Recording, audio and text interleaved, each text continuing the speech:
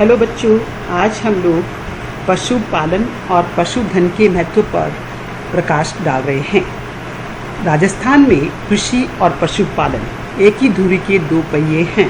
इसका अभिप्राय ये है कि कृषि और पशुपालन अंततः निर्भर है। कृषि का विकास पशुपालन पर निर्भर है तो पशु का विकास कृषि पर निर्भर है। राज्य की सकल घरेलू उत्पत्ति में भी पशुपालन से लगभग 10% की आय प्राप्त होती है। तो इस प्रकार से पशुपालन का हमारी अर्थव्यवस्था में काफ़ी महत्व है। सबसे पहले देखिए, देश के कुल दुग्ध उत्पादन में राजस्थान का अंश करीब 9.2% है। इसी प्रकार से राज्य के पशुओं द्वारा कुल भार वहन शक्ति में 35% का योगदान दिया जाता है।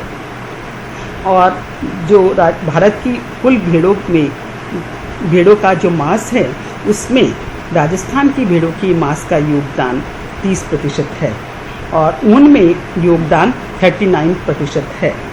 यही नहीं, जो देश के समस्त पशु हैं उसमें राज्य के पशुओं का योगदान 11% है।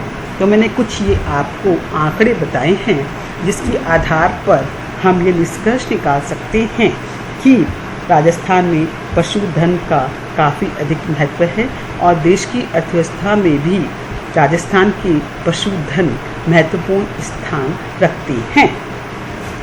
अब हम लोग राजस्थान में पशुपालन के महत्व को विभिन्न हेडिंग्स के आधार पर देख सकते हैं। सबसे पहले देखिए, रोजगार का आधार, कि जो हमारे पशुधन हैं वो रोजगार का आधार है। एक और तो पशुपालन भेड़ पालकों, बकरी पालकों और ऊंट पालकों को पशुपालन से रोजगार प्राप्त होता है। वहीं दूसरी तरफ पशुपालन आधारित उद्योगों का विकास होने से भी रोजगार के अवसर बढ़ते हैं। दूसरा, आय में वृद्धि का आधार, जब रोजगार प्राप्त होता है तो निश्चित रूप से जो इस पशुपालन के व्यवसाय में लगे हुए हैं उनकी आय में भी वृद्धि होती है। नेक्स्ट देखिए, निर्धनता उन्मूलन में सहायक। सरकार ने भी गरीबी उन्मूलन कार्यक्रम के अंतर्गत दुधारू पशुओं, भेड़, बकरियों आदि के लिए वित्त व्यवस्था करने का प्रावधान रखा है और इससे क्या होगा, गरीब व्यक्तियों की आमदनी बढ़ेगी और आमदनी बढ़ने से उनकी गरीबी काफ़ी हद तक दूर हो सकती है। तो इस प्रकार से हमारे देश की जो एक ज्वलंत समस्या है गरीबी, उस गरीबी के निवारण में, उसके उन्मूलन में पशुपालन का काफ़ी महत्व है। नेक्स्ट है अल्प रोजगार की समस्या का समाधान। हम लोग देखते हैं कि कृषि है वो पूरे वर्ष पर्यंत नहीं होती है, उससे किसानों को पूर्ण रोजगार प्राप्त नहीं होता है। उनके सामने अल्प रोजगार की प्रॉब्लम हमेशा मुंह बाए खड़ी रहती है। तो पशुपालन के द्वारा जो ये अल्प रोजगार की समस्या है उसका समाधान भी होता है, क्योंकि पशुपालन से किसानों को वैकल्पिक रोजगार प्राप्त होता है। नेक्स्ट है बीमा का कार्य। आप लोग देखते हैं कि जब अकाल, सूखा आदि पड़ जाता है तो फसल चौपट हो जाती है। फसल चौपट हो जाने पर भी किसानों को कुछ आय पशुपालन से प्राप्त हो जाती है। तो इस प्रकार से अकाल व सूखा के दौरान पशुपालन और पशुधन किसानों के लिए इंश्योरेंस बीमा का कार्य करते हैं। और इसी प्रकार से हम लोग देखते हैं कि सरकार को भी पशुपालन से काफ़ी आय प्राप्त होती है और पशुपालन के अनुकूल ही हमारा जलवायु भी है और पशुपालन आधारित उद्योगों का विकास भी पशुपालन से संबंधित है। जैसे बीकानेर, जोधपुर में ऊनी सामान, धागा, गलीचे, डेयरी विकास, ये सब का विकास पशुपालन के कारण ही हो पाया है।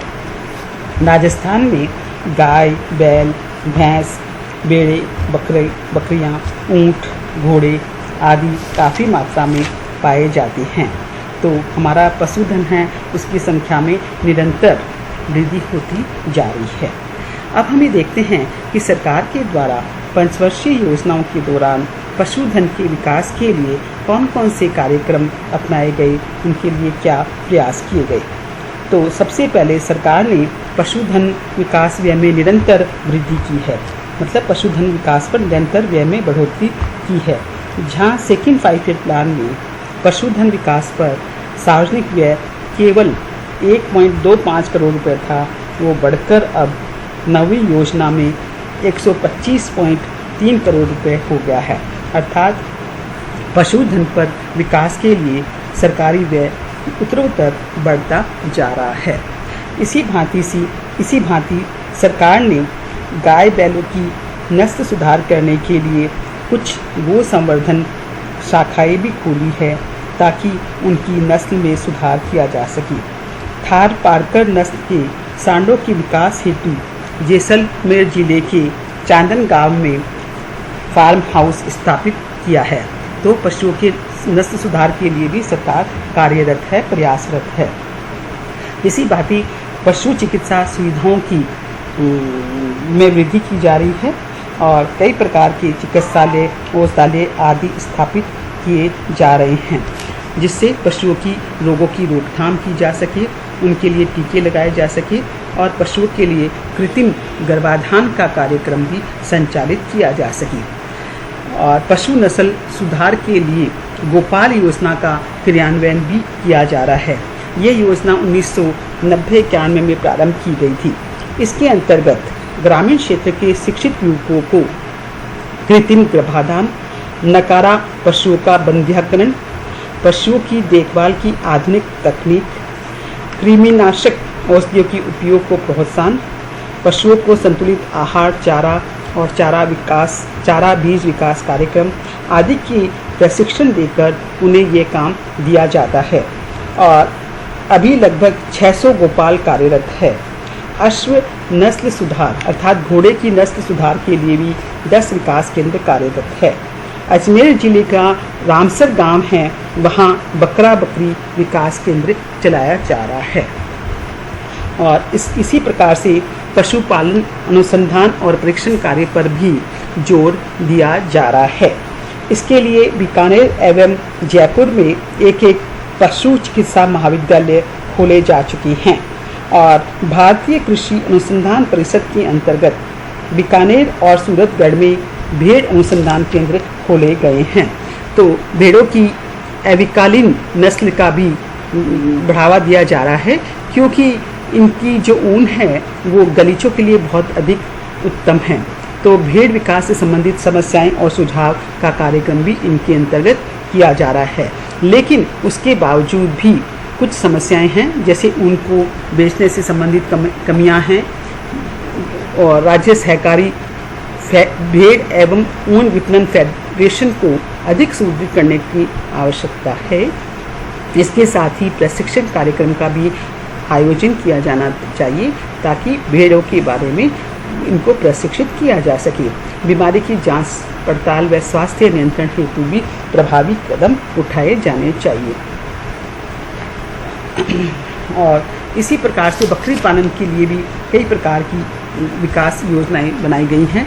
बकरी को गरीब की गाय भी कहा जाता है, लेकिन गरीब बकरी का ये है कि वो घास अंत तक खा जाती है, जिससे पर्यावरण को क्षति पहुंचती है। तो इस बारे में भी देखा जाना चाहिए, अनुसंधान किया जाना चाहिए। बकरी के लिए चारे का पर्याप्त विकास किया जाना चाहिए और कृत्रिम गर्भाधान द्वारा बकरी की नस्ल में सुधार का प्रयत्न किया जाना चाहिए। और इसी प्रकार से डेयरी का विकास करने हेतु राजस्थान सहकारी डेयरी संघ की स्थापना की गई है, जो कि दुग्ध का एकत्रण करके वितरण का कार्य करती है और इसमें काफ़ी अधिक किसानों को लाभ भी हो रहा है। लेकिन अभी भी इस दिशा में और काफ़ी प्रयास किए जा सकते हैं। राजस्थान में पशुधन विकास की कई समस्याएं हैं और उनके समाधान के लिए हम कुछ सुझाव भी दे सकते हैं। जैसे राजस्थान में पशुओं की जो नस्ल है वो घटिया है। राजस्थान के कई पशु कमज़ोर, बीमार और घटिया हैं। उनकी उत्पादकता कम है, तो उनकी उत्पादकता बढ़ाने के लिए नस्ल उन्नत करना चाहिए। पशुओं की जो भी बीमारी है उसमें रोग काफ़ी फैल जाते हैं, तो सरकार को ऐसे संक्रामक रोगों की रोकथाम के लिए दवाइयाँ, चिकित्सा आदि की व्यवस्था करनी चाहिए। इसी भांति पशुपालकों में अज्ञानता भी है।